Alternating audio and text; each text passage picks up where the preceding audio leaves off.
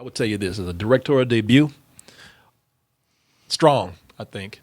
It's for the movie that, we can talk about that in a little bit, but I think his directorial debut as in the area of horror, is very strong. And because what he does here is that he knows how to work with atmosphere.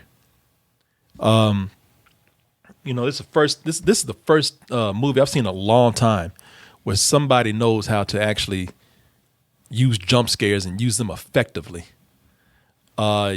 Because these jump scares they're not fake outs. Mm-mm. Shit, if you get jumped, you get jumped. Shit. Ain't no cats jumping out, right? Being scared, you got it.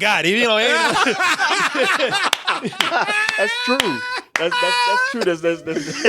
None of that's wasted. No, gotta shake that off. Every jump scare that means some shit in here, and that relentless with it, man. Like this shit. Like every jump scare has consequences. Mm-hmm. It's not there to it's not a cheap shot. But he does a lot just with the atmosphere itself. I mean, the music, the score in this is very creepy, very minimal. That's always creepy to me. Yeah. There's a guy who knows, like, I'm working with a certain budget, so let the simple things work for themselves. Let the atmosphere work for itself. Let the quiet work for itself. Let the sparseness of this movie work for itself. Yeah, everything is the house and the woods. Yep. You know what it reminded me of? It reminded me of that movie, The Collector, where it's a movie on a smaller budget, but they work within certain limited confines. And they work with a lot of mystery behind that and a lot of atmospheres. One of those low budget lighting atmospheres. To The Collector. Yep, exactly.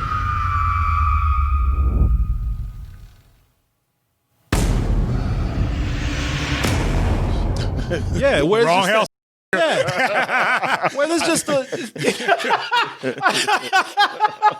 knock, knock, knock, knock. Yeah. Wait, somebody else here? No, I saw this based on your recommendation. Because I remember I thought it was going to be. What did you think? I loved it. I thought it was going to be stupid.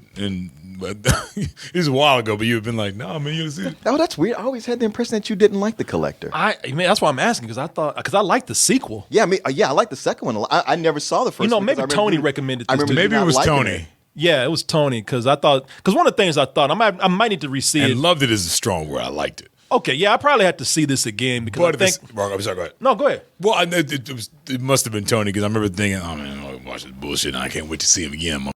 And then I ended up liking it. But then sometimes I have a problem where if I've got really low expectations for something, sure, it ends that happens. I end up not hating it. Yeah. I end up, I thought the movie was a little too cruel at the time, but I might just need to see it again because I really I didn't love it, but I really liked the sequel to it. But I probably have a little more respect for it because there's a lot of the same elements right here, man. It's just like this mystery guy that's kind of out in the open at the same time not. A lot of dark places to hide, people being messed with for what other reason other than to be cruel, Mm-hmm. So I thought as a budget type project, very strong. I classically, I don't really like horror movies all that much. And what I've discovered over the last couple of years is that while I don't like horror movies, I do like thriller horror movies. Mm-hmm. Sure.